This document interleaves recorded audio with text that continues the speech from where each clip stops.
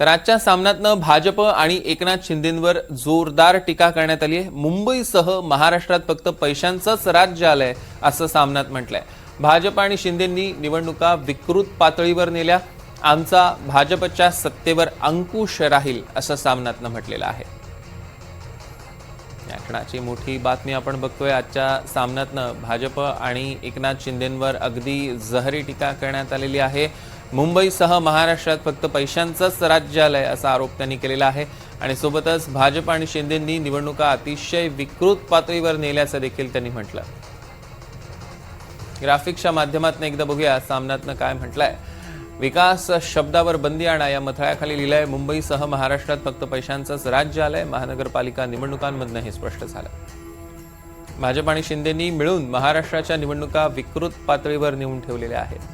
आज एखाद्या पक्षातनं निवडणूक लढायची, जिंकून येताच बाजारात माल म्हणून विक्रीसाठी उभं राहायचं, यांच्यापेक्षा वेश्या परवडल्या असं एकदा शिवसेना प्रमुख बाळासाहेब ठाकरे म्हणाले होते। मुंबईसह 29 महानगरपालिकांचे निकाल लागून जुने झाले। मुंबईत शिवसेना मनसेची सत्ता आली नाही, पण भाजपच्या सत्तेवर अंकुश राहील इतके 100वर नगरसेवक विरोधी पक्षांचे निवडून आलेले आहेत। त्यात शिवसेने मनसेचा आकडा 71 म्हणजे मुंबईतील मराठी माणसांनी ठाकरे ब्रँडला भरघोस मतदान केलं हे नक्की।